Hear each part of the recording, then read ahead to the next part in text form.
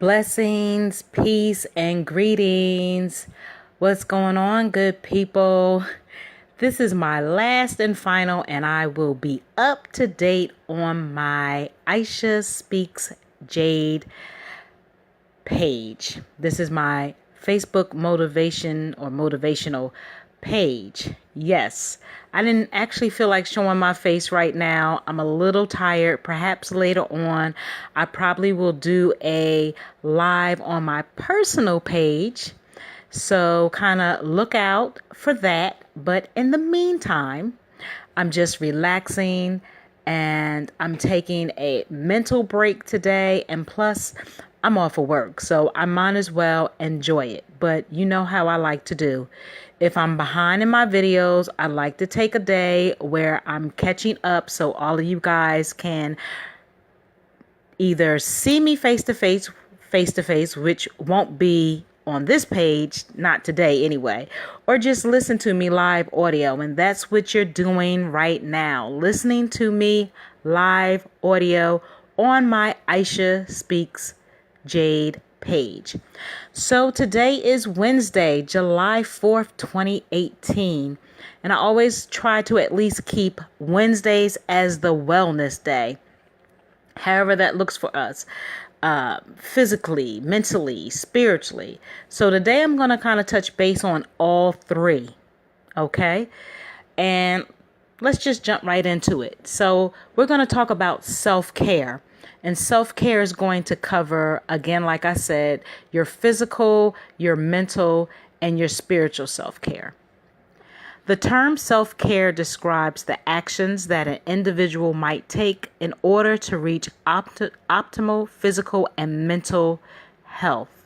Mental health professionals often use the term self-care to refer to one's ability to take care of the activities of daily living, or ADLs, such as feeding oneself, showering, brushing one's teeth, wearing clean clothes, and attending to medical concerns.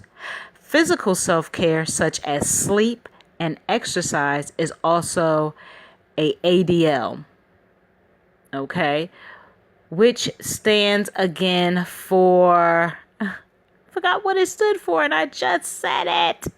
Okay, we're activities of daily living.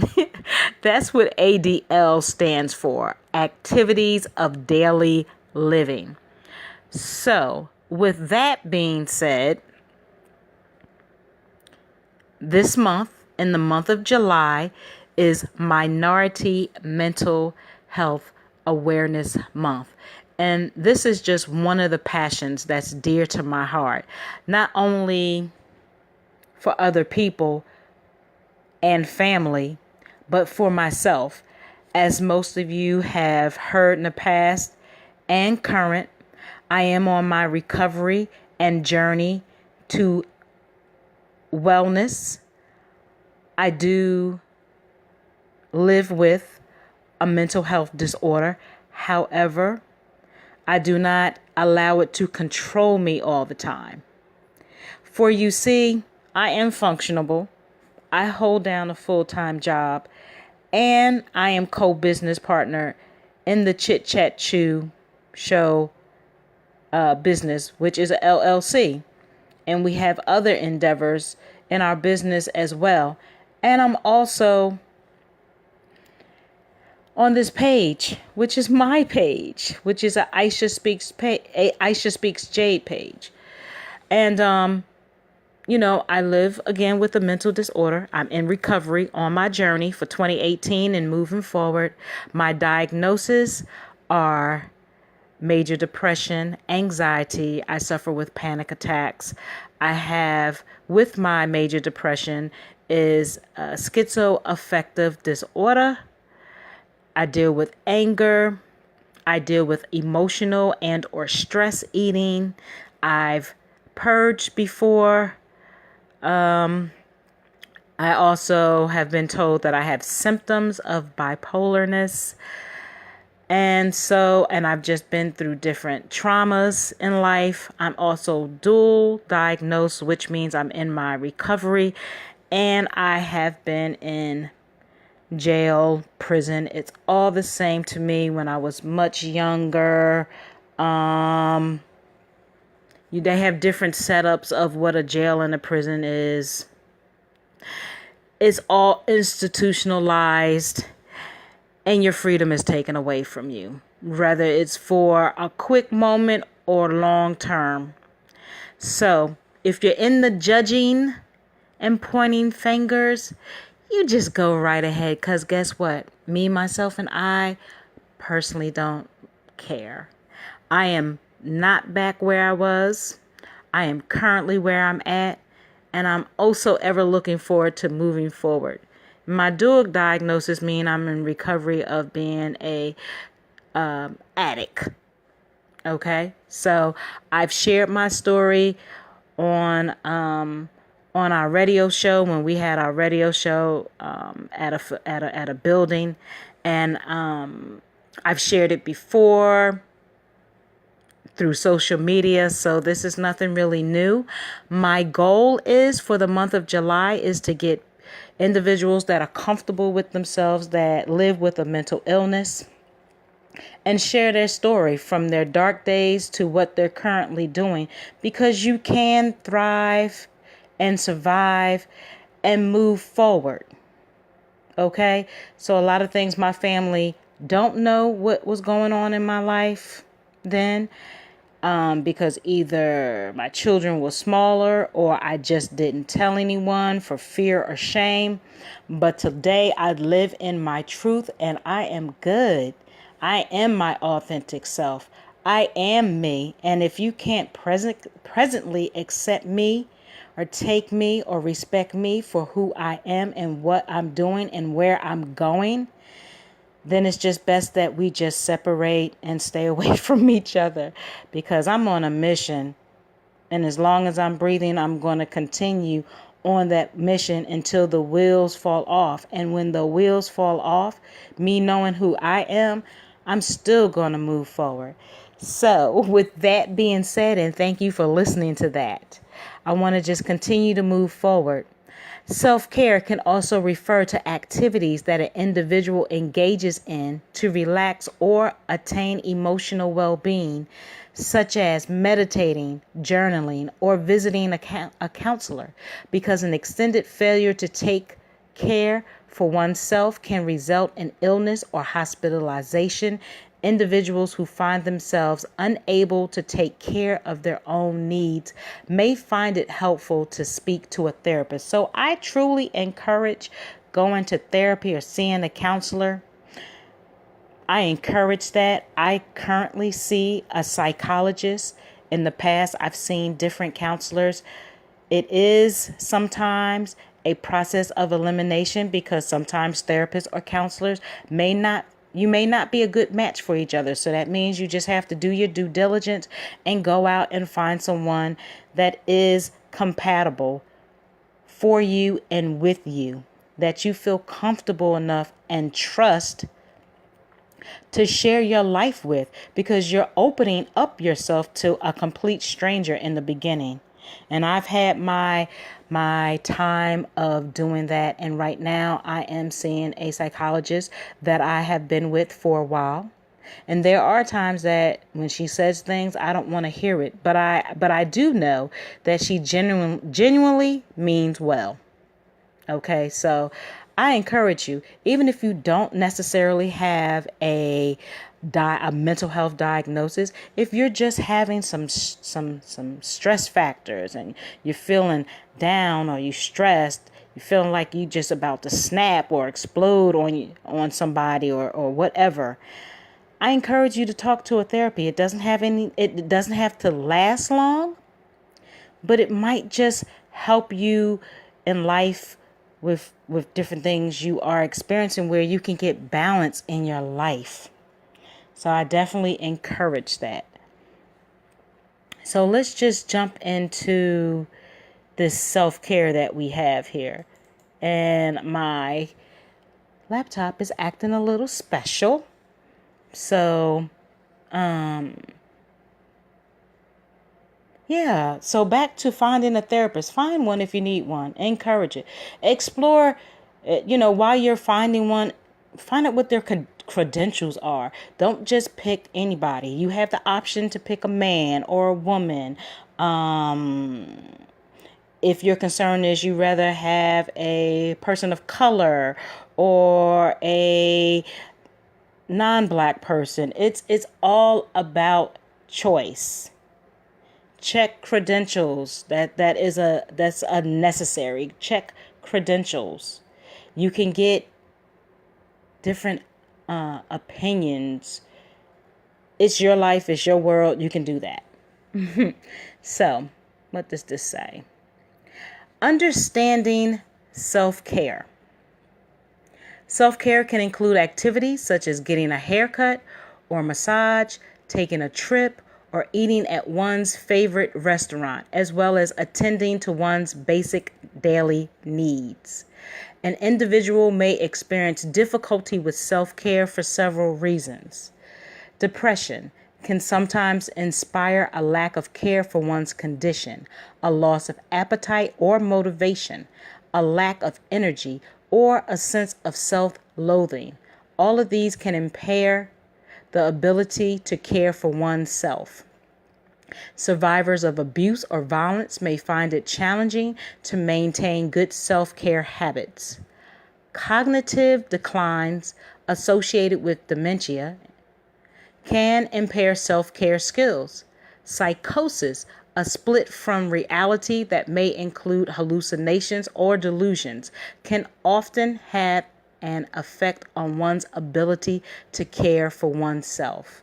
So let me just kind of stop right there and say, yes, I have been in a very once upon a time dark place, really dark in my depression, to the point where I was not taking care of my self-care as I should, as far as bathing, brushing teeth, keeping my hair maintained, just really in a depression that you won't be able to understand unless you deal with major depression. It can happen. You can have a loss of appetite. You can be very fatigued. Your motivation goes downhill all the way. Again, fatigue meaning having no energy, self-loathing, having no self-esteem, no self-confidence, and you just don't care. I mean, you don't care about life. You don't care if you live or die. It really does happen. Here it talks about being a survivor of abuse or violence. Well, I've been in, both experience. I am a survivor of abuse, survivor of violence. I also shared in past stories. I've been raped before. I've been raped as an adult. I've been molested at the age of 3. I've even experienced physical and verbal and financial abuse from past relationships. And and I won't say verbal, but as far as abuse, even friends that I thought were friends, just emotional abuse with them, So again, I always say, I don't say the things that I say for, oh, woe is me. I don't say the things I say for a pity party. I say the things that I say to share my experience and hope that I can touch someone who may be listening to me. And it's not scripted. This definitely comes from my heart. But you can move on. You can move forward. Again, I've expressed that I'm dual diagnosed. When I was younger, going through what I was going through with family and family-like people and just past relationships, I turned to drugs. I was drinking too, but the drugs were more serious for me. I turned to crack cocaine. It was just that deep. Had some experience with popping a few pills from time to time, because that was my go-to when everyone else and everyone else was just not there for me. I had the verbal abuse. I had the physical abuse. Molestation, being molested at 3. Suffering in silence, not feeling like I could open up to anyone to tell anyone because they wouldn't believe me. So it's definitely real, people. People of all different requirements for self-care, but in general, the goals of self-care are to find a state of good mental and physical health, reduce stress, meet emotional needs, maintain one's relationship, both romantic and platonic, and find a balance between one's personal and academic or professional life.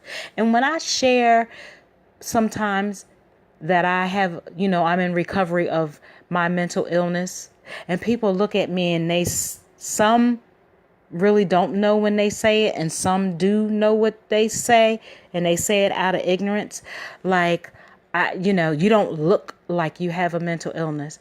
And, my response is, so what does that look like? Because so many people, when they see homeless people, they automatically assume, okay, the homeless person or person in a shelter, that's the look or the way in regards to mental illness.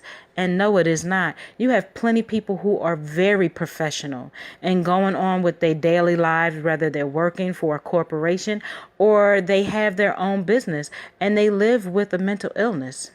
Everyday people, not just celebrities. Celebrities are important, and I don't take anything away from celebrities that live with a mental illness. But everyday people like myself and other people that I have met, we are on our daily grind.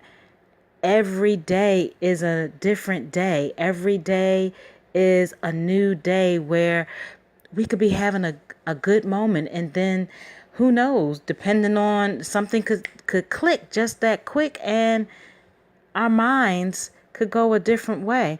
It's all individually different. People are successful living with mental illness, whether it's they're taking meds of choice or going holistic, whatever that cocktail is for that person and it works, go ahead and do it. I'm pro-choice, but I know personally for me, I'm all about wanting to heal holistic. That's just my choice. But I would never tell anybody what to do. If you ask me my way, I tell you what I'm doing. And if it sounds interesting, hey, all right. I've been on a total of, I said 22 in the past, but I really want to say it's been closer to almost 30 pills. And I am down to 3. One is an iron pill, so that doesn't necessarily count. But I'm down to 2 meds that are for physical ailments, which I live with diabetes and I have high blood pressure. Okay. But I no longer, in regards to mental health, I no longer take psychiatric meds. Been there, done that. It's not for me. It takes me way somewhere else. Actually, it takes me to a place where I felt like I was back in my addiction. So that's not where I want to be. And I understand professional people and regular people say, well, you know what? You just have to go and try different options. Don't feel like trying no different options. I'm going to leave it to my spiritual oneness and spiritual beliefs and ride with it. So let me move forward. So, where was I? Yes. So, especially if you're in a relationship, in a romantic relationship, you at some point in time, you have to let your mate or your significant other, husband, wife, whatever, know, because it's important. That would be fair to let them know.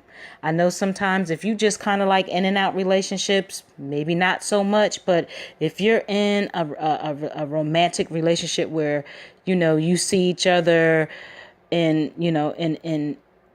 being in a relationship like on a long-term basis, yes, For me, I was kind of open. Eventually, I got to be open with people that I saw that I was with.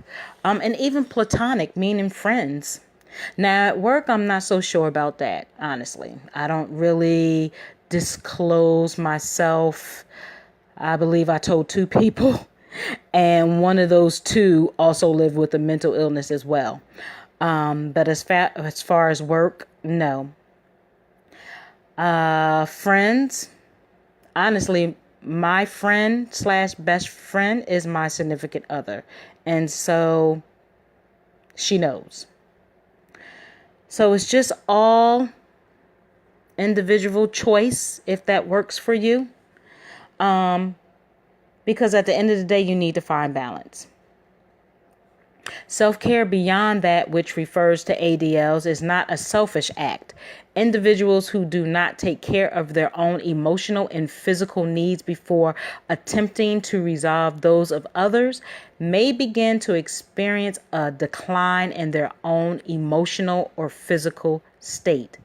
Those individuals who care for others either professionally or in personal life may find themselves especially drained if they do not devote enough time to self-care. And as you guys know, I'm always talking about self-care. Once they have met their own needs, they may often find themselves better able to assist others in meeting their needs. And that is so true for me. And in my recovery of having a mental illness, I am a long distance caregiver of a mother who has dementia. Okay? And also lives with depression. And so it can be very hard. And if you don't take care of yourself, you will hit rock bottom. Trust me when I say that. Even if you don't have a mental illness, and you're still taking care of loved ones, your parents or a parent or a family member, you can get burnt out very easily. So please, please make sure you take care of yourself. Taking care of the emotional self by managing anxiety, anger, sadness, and other feelings is also an important aspect of self-care. This type of self-care can often be accomplished by setting boundaries with people, especially those people who are not positive or supportive and may have a negative effect on one's mental state. Yes, yes, yes, 3 times. If you don't have anyone, if that individual or people, they're negative all the time and they're trying to bring you down and they know what's up, gotta let them go. Get away from them. Get away from them. Run, I say. They will take your mental state of mind and have you in a hospital if you don't watch out. Oh my gosh. It's crazy. Yet so true. Yeah, it's true. You must be around positive people and people who support you, even if it's one person, 1 or 2 people. If you need to find a support group, please do. Again, I support therapy, counseling, support groups. Your well-being is a necessity. It's not even a question. It is a necessity, your well-being. Utilize it. Good, healthy relationships can help an individual maintain a positive frame of mind, but friends who only want to fulfill their own needs or family members who leave an individual feeling exhausted or depressed will likely not help an individual's mental or emotional state to improve. An individual who has trouble meeting emotional self-care needs may find it helpful to limit time with people who are neither supportive nor helpful. Excuse me, getting congested for whatever reason. So yes, that includes family when it comes to your well-being and your mental state of mind. If they're not meeting your needs as far as, again, being supportive and helpful, then you need to put them somewhere. I don't know where to put them. Love them at a distance. And definitely limit your time with them. because they're not helping you in the long run. Why self-care is important. Sometimes people attempt to meet the needs of family members, employers, children, friends, or society in general before meeting their own needs, and working to please and care for others often interferes with one's self-care routine and can take a toll on a person's well-being. Oh boy, I gotta breathe. 1, 2, 3. Yes, this is me, past and somewhat current. I can't, it just said it for me. It said it. People who have dependent personalities or experience depression, codependency, or anxiety may also fall to meet the self-care needs. However, self-care is often considered to be an important aspect of resiliency. Those who are able to adequately meet their needs are often able to better cope with everyday stressors. If you have no coping skill, people, I suggest you find ways on getting coping skills, because that's that can be a dangerous thing if you're not coping, because life does have challenges and stressors, whether it's at work, having your own business, your significant other, your family, which includes children or friends or whatever. YouTube is a very good friend. It really is. YouTube, or again, cannot stress enough, find a support group if you need to. They have some in person, and they have support groups online. They have therapy in person as well as online, and counselors. Because people who are able to meet their own physical and emotional needs are typically better equipped to care for others. It may be especially important for parents of children with behavioral challenges or other special needs to maintain a self-care routine. Fatigue, stress, anxiety, and worry may have a significant effect on well-being, but attending to physical and emotional needs may help prevent or reduce the effects of these issues, foster self-compassion, and leave parents more able to meet the needs of their child. So again, even if you don't have a mental health issue or anything like that, perhaps you may have a child that may have a behavior issue, a mental issue, or a special need. There again, you need to make sure that you maintain your self-care with that as well, because that can break you down.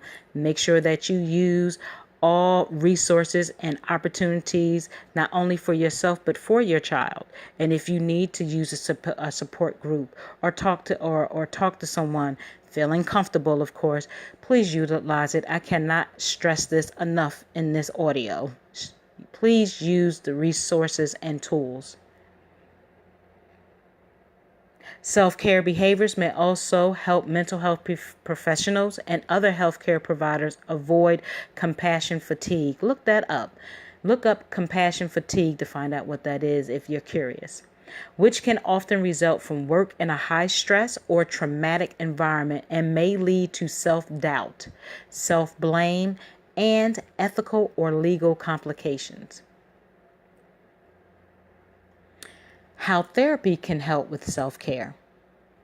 Therapy can often uncover the root of a failure to care for oneself. If depression is the cause, therapy can typically help relieve symptoms of depression and improve one's mood, which will generally lead to one becoming able to meet self-care needs once again. Okay? The failure to care for oneself due to wanting to please, that's that people-pleasing thing, wanting to please or care for others, which might be seen of an individual in a codependent relationship, or in the case of overly demanding family members, can indicate some difficulty with self-image and or with setting boundaries. Therapy can help an individual develop a strong self-image and become better able to say no to those who ask for too much. Woo, let Jesus be a fence. Yes, Nam Yeho Renke Kyo and Ashe and everything else positive. Codependent relationships. What that means to me, if I'm correct, is if your spouse or that relationship that you're in is in a form of addiction and you're codependent, you might even be, helping them, enabling them with whatever their addiction is. Or you may have those overly demanding family members or member. Yep, I know that all too well. And again, you need to set boundaries. When you say no, mean your no, and there's no need to explain. We have to stop being people pleasers because that's just sucking the energy out of us. It's bringing us down, and we're going to crash if you don't stop doing it. And they say if you go to therapy, it helps develop a stronger self-image. Well, I'm not going to say no, it won't. Because that going to therapy will help you regain and become re-familiar with things and help you regroup and get balanced again. Again, cannot stress enough of the self-care. It is necessary. Self-care activities to boost well-being. Meeting one's own needs tends to make a person more able to help and support others, and generally speaking, to obtain more happiness and fulfillment from life. And when I said knowing how to have a balance, knowing when to have boundaries to say no, it doesn't mean that you have to say no all completely. If that's what you want to do, it's your choice. But if that's something where you set boundaries, it's okay to set the boundaries. You can be helpful or supportive. Just know the boundaries so that you're not being used, because you're being used if you don't have boundaries. And again, say what you mean and mean what you say when you say no. Because if not, they're not going to pay you. Family or anybody else for that matter is not going to pay you any kind of attention. They're just going to be saying, oh, he or she is just running their mouth. They don't really mean what they say because they're not sticking to it. Okay. So again, meeting one's own needs tends to make a person more able to help and support others, and generally speaking, to obtain more happiness and fulfillment from life. In order to facilitate your own healthy routine to make sure your needs are met, it can be helpful to develop a self-care plan centered on 3 key components, which are physical, mental, and spiritual self-care. So let's see what they say about your physical, mental, and spiritual self-care, if this is working for me. Okay. Let's see.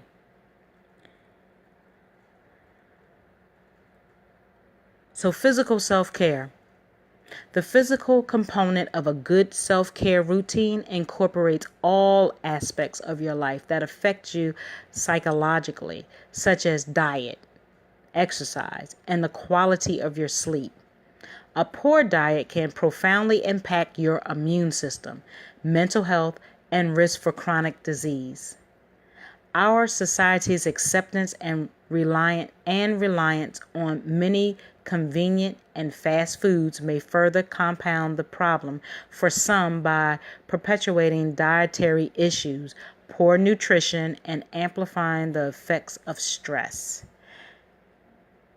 Exercise is also an important part of self-care, especially as more people take on second jobs like you can take on like a secondary job that have them sitting behind computers all day.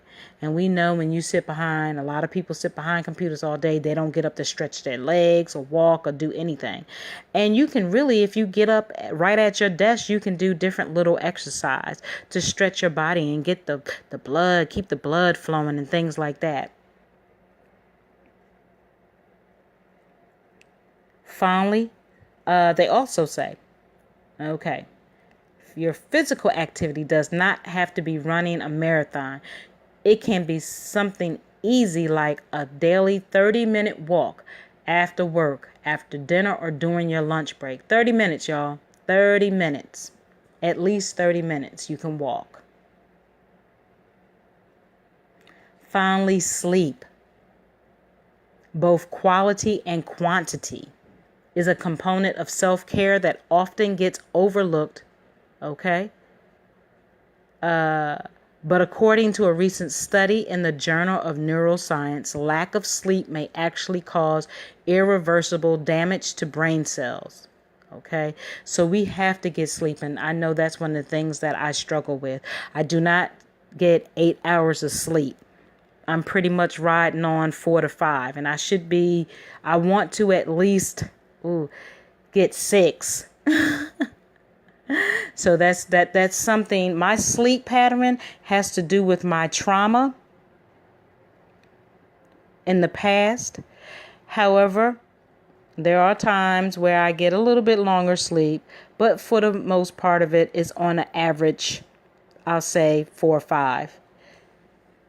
And that's not a good thing for me, because that does mess with the brain. So the National Sleep Foundation recommends 7 to 9 hours of sleep each night for adults to remain healthy. To help you get better sleep, they also recommend the following, which is try to keep the same sleep schedule even on the weekends. Try to incorporate a relaxing ritual such as reading a book or a few minutes of meditation before bed. Maintain a good exercise routine. Make your bedroom as dark and quiet as possible. And avoid alcohol and caffeine before bedtime. If you're still not convinced you need to sleep 7 to 9 hours each night, challenge yourself to do so for a week or two and see how you feel after you've gotten a period of good restful sleep. The results will likely encourage you to continue taking care of yourself in this manner. So, we're going to talk about mental self-care. Use it or lose it, the old saying goes. The mind is a part of the body, and like the body, needs to be exercised to protect from cognitive decline and chemical imbalance, and to help you achieve your best sense of self. The mental component of a good self-care routine addresses your emotional needs, allows you to engage your creativity, and challenges your brain. Engage your emotions by experiencing and acknowledging them in different ways. So when you are angry at a friend or relative, write a letter you may or may not send that expresses exactly how you feel. Try writing in an emotional journal at the end of the day that details how different situations throughout the day made you feel. Acknowledge the good and the bad. You might be surprised to discover that these simple exercises may not only help you be more present in the moment, but they also may teach you to be more empathetic and conscious of the emotions of others. Allowing your creativity to run wild is another great way to exercise your mind and de-stress. Find an activity you enjoy, such as painting, drawing, writing, etc., that allows for creative self-expression. Let go of shame, regret, and caution, and let your artistic sessions get as weird as you want them to be. And don't be concerned about whether you are any good at it. That's why you practice it. So color therapy. I was cleaning in my room and actually found like this coloring book that I believe I was given in when I saw my psychologist. And believe it or not, it may sound strange to some, but color therapy is really therapeutic. Like, I've always loved to color. Now, I have never been an artist. I am a stick drawing type of person. I have stick people. I have like little W's that supposed to look like birds and squares for houses and triangles. Like, it's horrible. I think honestly in school when I took up art, they just passed me because they felt sorry for me. I was more into like athletic things and computers and things like that. Just was not into the whole I'm an artist. But the coloring and crossword puzzles and things of that nature, yeah, I'm good on that. So definitely try different options and let yourself go. Who cares what other people think? And I know that to a certain degree, people do care. To a degree, I probably do care what people think about certain things, yes. But a lot of me doesn't. And just go outside the boundaries. Challenge yourself. It's okay. And spiritual self-care. Even if you are not a religious person, spirituality is still an important component of a good self-care routine. On the other hand, if you do follow a particular religious faith, spirituality may already be a big part of your self-care routine without you even being aware of it. Regardless of where you fall on the spectrum, religion is only one avenue of expression when it comes to spirituality. So there are people who are not Christian or Baptist or Pentecostal or all those things, or Buddhist or Muslim. You have people that are into Wiccan. You have people that are into African-based religions or spirituality. You have individuals who are atheists or who even believe in Satan. I mean, I don't know what that's about, but I'm not here to judge. So you have people that come from all different walks of life. So use what you have if it's working for you in a positive way and move forward with it. Spirituality is a blend of how you connect with others on a social level, how you connect with a higher form of your own self, and how you connect with the concept of something that is bigger than you. Expressing your spirituality might be dedicating time each day to pray about what concerns you, spending a few minutes in quiet meditation, or socializing with others and discussing what spirituality means among the group. Other ways people express their spirituality may include trying to live by a set of values you wish to see in others, acknowledging the things in life you are grateful for, reading books concerning spirituality in an effort to develop your own, spending time outdoors connecting with the natural world, or volunteering to help those in need. So see, spirituality is so diverse. Though I chant and I tend to cling to Buddhism, but there again with that, there's different variations of Buddhism that I like to incorporate. I've picked up the Bible before and picked up the Quran and read it, the one with the Q and the one with the K on Quran. Definitely nature. I just appreciate nature, the sun and the trees and things of that nature. So I'm spiritual. And there's also another word for that, but I can't think of it offhand.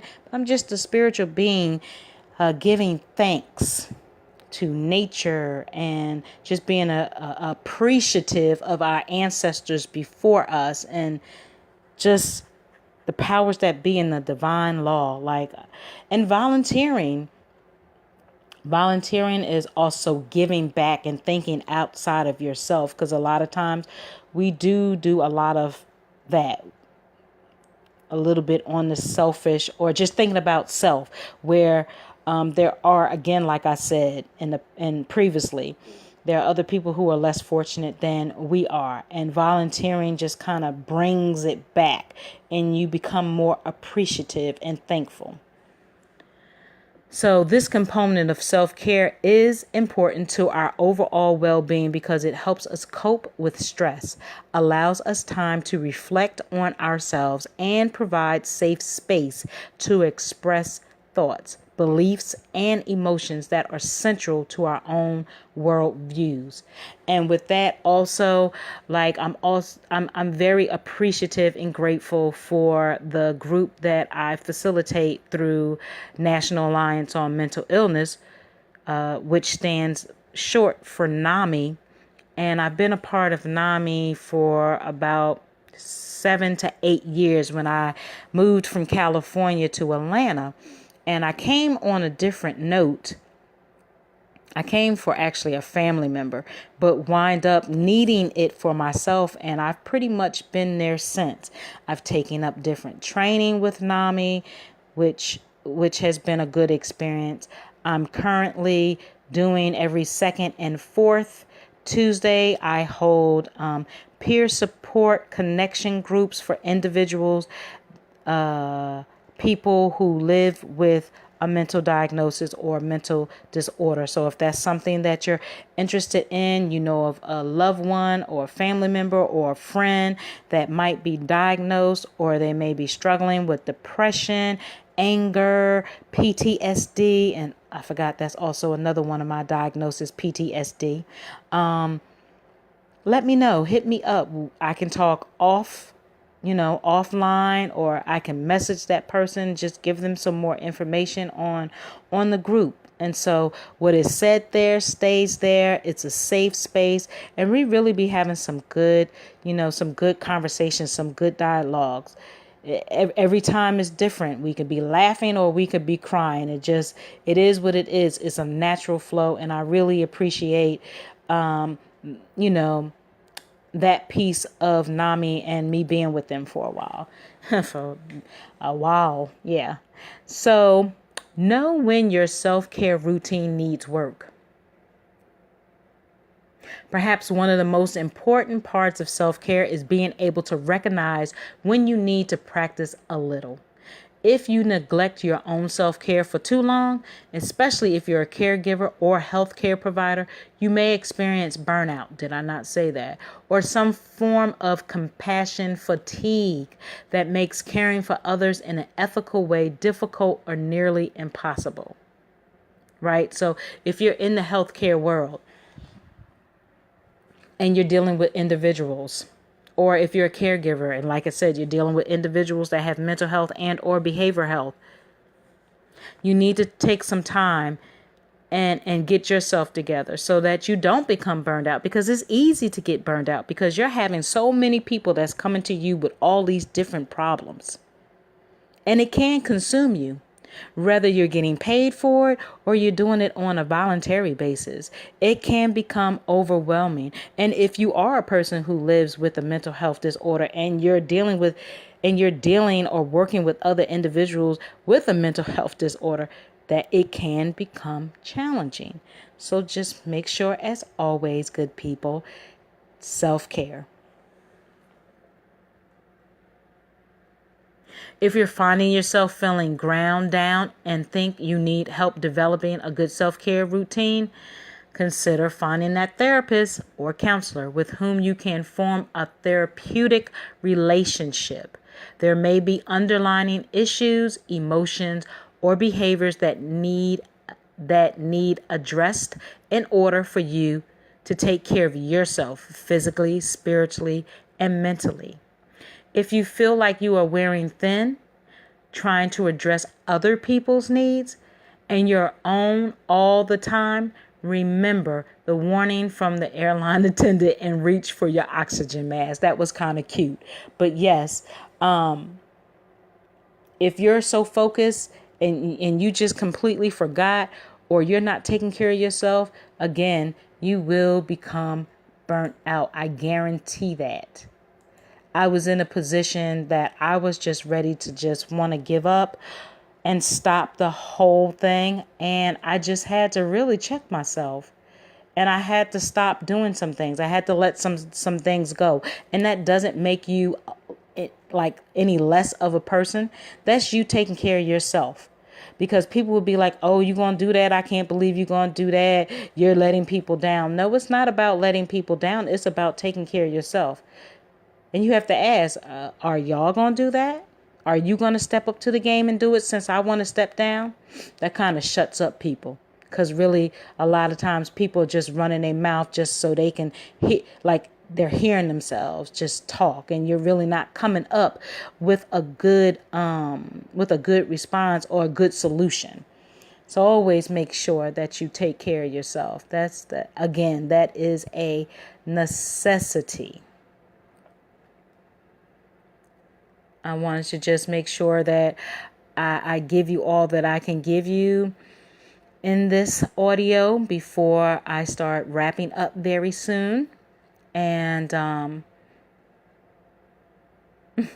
just so glad that I have this day off and the opportunity to just do these live audios, because it really is important to me. I think I am. Okay, I have one more thing that I believe I want to share with you guys, if you don't mind. And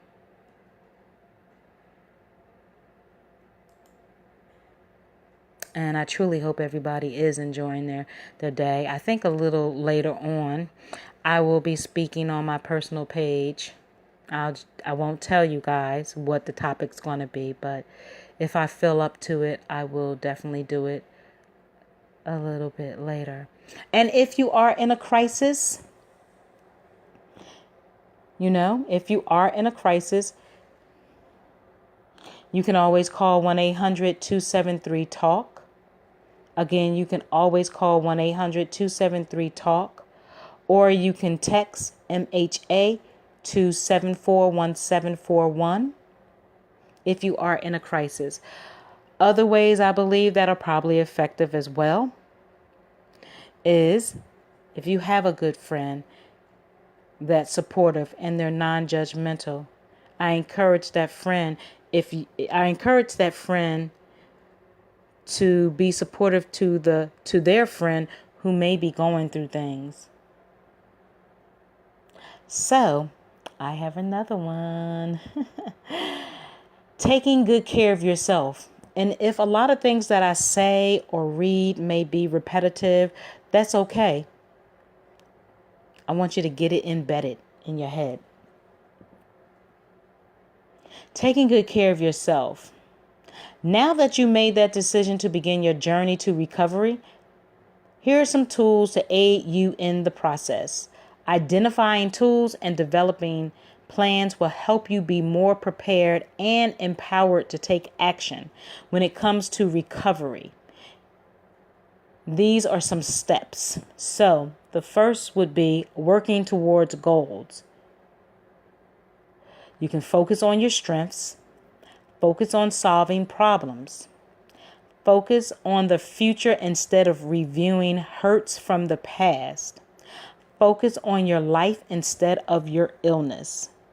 Let me say that again. Here are some goals that you can work on towards your recovery.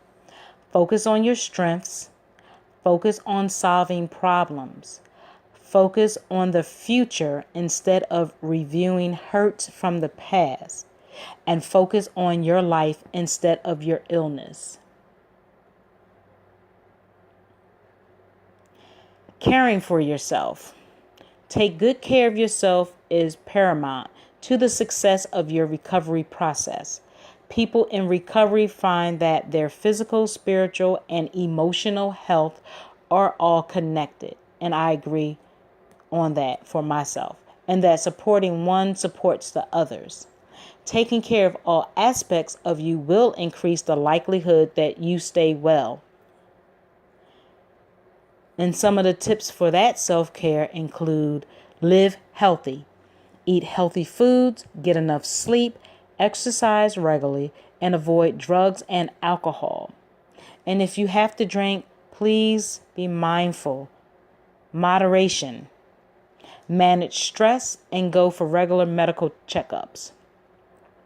Practice good hygiene. Good hygiene is important for social, medical, and psychological reasons in that it not only reduces the risk of illness, but it also improves the way others view you and how you view yourself. So when you're not in that dark, deep place and you're able to take care of yourself, make sure that you practice the good hygiene that I just read off to you. It makes you just feel good. See friends. See friends to build your sense of belonging. Consider joining a support group to make new friends. If you're looking for new friends, I encourage you to do that, but just be mindful and be careful. Try to do something you enjoy every day. That might mean dancing, watching a favorite TV show, gardening, painting, reading. It could be anything. Something that you've been wanting to do that you've never done, or something that you want to do that you haven't done in a long time. Go back and do it, or try that new thing.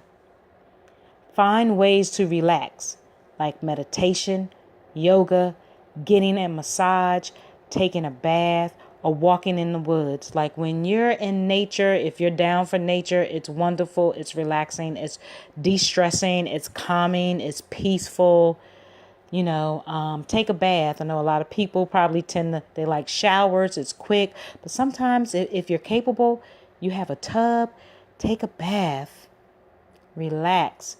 Turn the lights off. Just something that's very calming and soothing. Don't answer your phone. Just chill out and just enjoy having time with yourself. If you're able to get a massage, getting massages are great. Haven't done one in a long time. Definitely looking to do one in the near future. They're great. Yoga, haven't tried yoga. That's another on the bucket list thing to do. I want to do yoga, and I would want to get back into meditation. I typically enjoyed when I did do it. I like the walking meditation, but I'm willing to try again the sit down and see how it works, because there's so many different varieties of meditation and yoga and massaging. Strengthen your connections.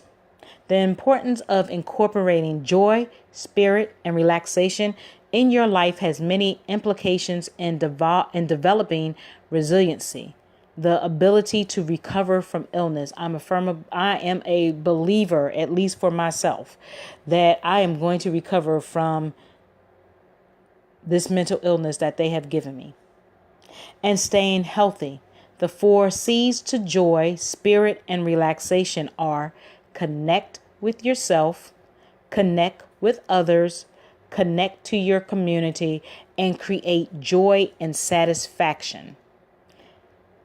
As you see these 4 C's, remember to continue trying to push your comfort levels and do things you may not have done before. That's getting out of your comfort zone. I know that could be challenging for some of us, but it also can be rewarding as well. It does not always have to be on a negative. So connect with yourself. It is important that you check in with yourself periodically. If you do not, then you may not realize that things are changing or getting out of control. Checking in with yourself allows you the opportunity to evaluate where you are in your recovery. You may find that you need to readjust what step of your action plan you are on and try different coping skills. Connect with others. Spending time with positive, loving people you care about and trust can ease stress, help your mood, and improve the way you feel overall. They may be family members or close friends, members of a support group, or a peer counselor at a local drop-in center. Many communities even have warm lines, which are free hotlines run by people with mental health conditions that you can call to talk to someone and receive peer support.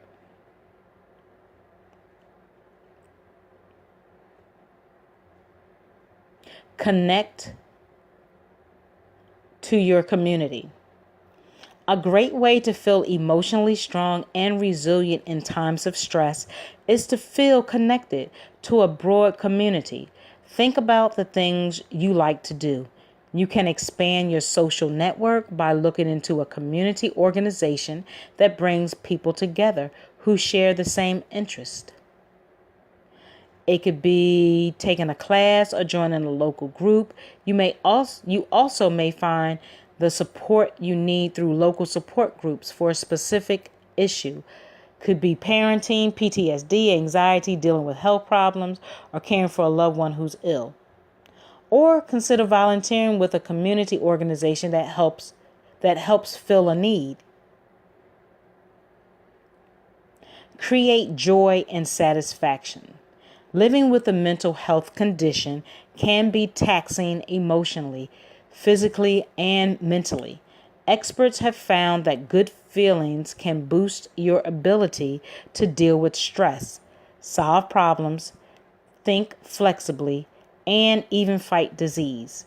Taking care of your body emotionally, physically, and mentally through creating joy and satisfaction is an important part of living with or without a mental health condition. Meditate. Research shows that meditation offers not only calm, but also helps with anxiety and depression, cancer, chronic pain, asthma, heart disease, and high blood pressure. To get started, all you need is a few minutes each day. Later, you may want to work up to 10, 20, or even 30 minutes.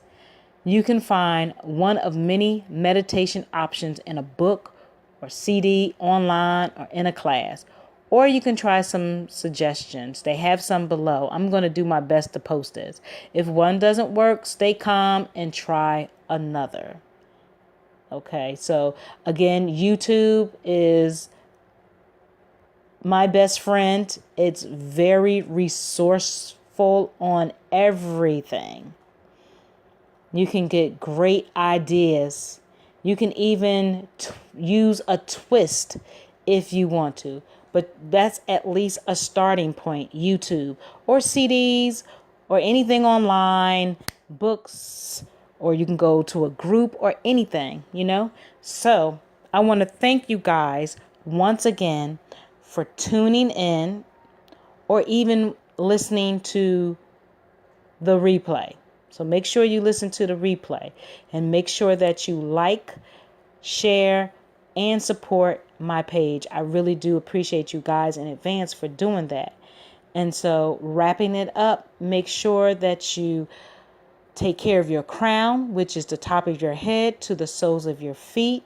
Make sure you love on yourself, respect yourself, be good to yourself, treat yourself wonderful.